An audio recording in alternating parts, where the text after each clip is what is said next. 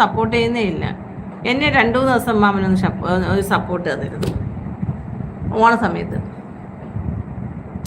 അതിനുശേഷമില്ല. ഞാൻ വന്ന് ലോങ് 13 നീ അറിഞ്ഞാ പാടിയത്? എന്നോടെന്തിനി പിണക്കം മാമ, എന്തിനാണ് എന്നോട് പിണക്കം മാമ.